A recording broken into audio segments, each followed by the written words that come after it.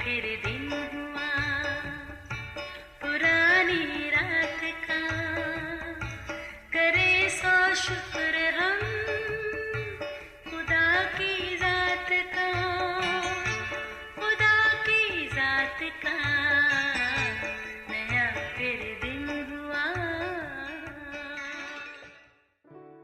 आज की आयत, इब्ने आदम लोगों की जान बर्बाद करने नहीं बल्कि जान बचाने आया है। लूका 9:56 आयत। अजीज़ों, हमारी दुनिया में तरह तरह के लोग रहते हैं। अगरचे मिजाज और आदात एक दूसरे से मुख्तलिफ हैं, मगर आपस में ताल्लुकात को उस्तवार और बरकरार रखने के लिए तबीयत में लचक ज़रूरी है। इसलिए कोशिश यही होनी चाहिए कि हर कोई आपसे मिलकर खुश हो और एक बार मिलने के बाद बार बार मिलने की ख्वाहिश करे। बिलाशुबा खुश मिजाज और अच्छे इखलाक किरदार के शख्स से हर कोई मिलना पसंद करता है। उसकी रफ़ाकत न सिर्फ माहौल को खुशगवार बनाती है बल्कि दूसरे की शख्सियत पर भी अच्छा असर डालती है। इसके बरअक्स बदमिजाज सख्त तबीयत शख्स, हर कोई इससे बचना चाहता है। अगरचे ऐसे लोगों से मुकम्मल किनारा कशी तो इख्तियार नहीं की जा सकती, क्योंकि हमारी रोज़मर्रा ज़िंदगी में अक्सर औकात ऐसे लोगों से हमारा वास्ता पड़ता रहता है।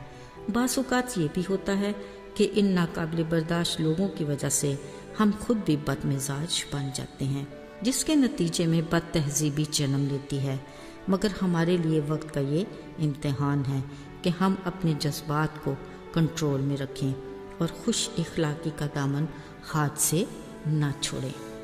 अजीज़ों, यीशु मसीह ने अपनी ज़मीनी खिदमत शुरू करते वक्त अपने साथ मददगार लोगों की एक टीम बनाई जिनका ताल्लुक़ मुख्तलिफ घरानों से था।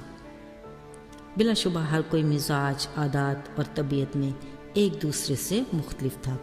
यीशु मसीह हर एक को बातनी और ज़ाहिरी तौर पर बड़ी गहराई से जानते थे, मगर वो ऐसे माहिर उस्ताद थे कि अपने शागिर्दों की कमज़ोरियों को नज़रअंदाज करके उनकी तरबियत इस तरह से करते कि उन्हें किसी तरह की शर्मिंदगी, नालायकी और कमज़रफ़ी का एहसास ना हो।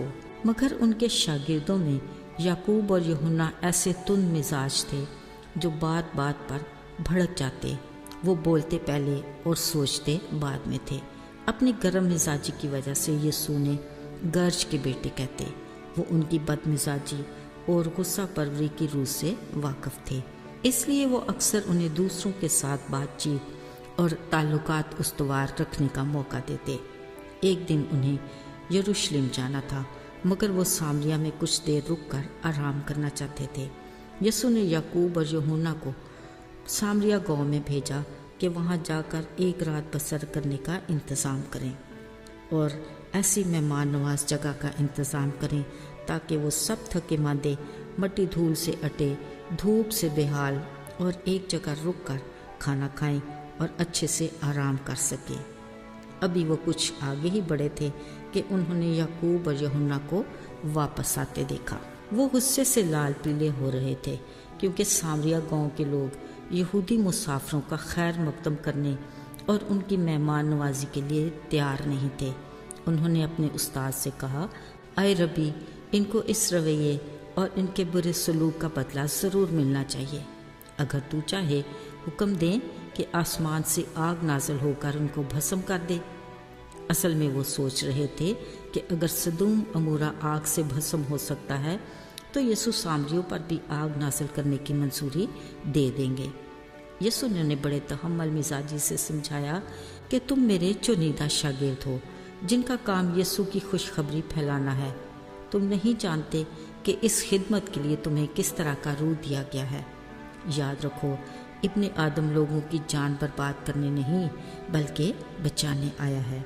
अजीज़ों, खुदा के कलाम में लिखा है कि यीशु की रफ़ाकत और तरबियत के ज़ेरे असर उनकी ज़िंदगी में ऐसी तब्दीली आई कि वो अपने बेलगाम रूह पर फ़तहमंद हुए। साथियों, बिलाशुबा हम भी अपने मिजाज, आदात और तबीयत में एक दूसरे से मुख्तलिफ हैं, मगर जब हम अपनी पुरानी इंसानियत को छोड़कर मसीह में नई मखलूक बन जाते हैं तो वह हमारे बदन को अपना मक़दस बनाकर अपना पाक रूह हम में बसा देता है। फिर हमें अपनी रूहानी ज़िंदगी की रोज़ रोज़ बहाली اور اس کی خدمت کے لیے پاک روح کی ہدایت سے چلنا ہے اور اپنی زندگی کے تمام معاملات، فیصلوں اور اپنے رویے سلوک میں ہمیشہ مسیح کے کردار کو سامنے رکھنا ہے۔ عزیزو، شاید ہم یہ سوچ رہے ہوں کہ تب تو یسوع جسمانی طور پر اپنے شاگردوں کے ساتھ رہتے تھے اور ان کی تربیت کیا کرتے تھے۔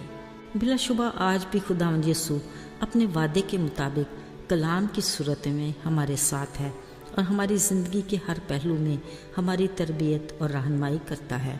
اس کی آرزو ہے کہ ہم اس کے ہم مزاج بنیں اور اپنے اخلاق و کردار اور اپنے کاموں سے اس کے نام کو جلال دینے کا وسیلہ بنیں۔ آئیے دعا کریں۔ اے آسمانی باپ، ہم بعض اوقات دوسروں کے برے رویے سے پریشان ہو جاتے ہیں۔ توفیق عطا کر کہ ہم تیرے ہم مزاج بن کر دوسروں کو معاف کریں تاکہ تیرے فضل سے پرسکون زندگی گزار سکیں۔ یسوع کے مبارک نام میں آمین۔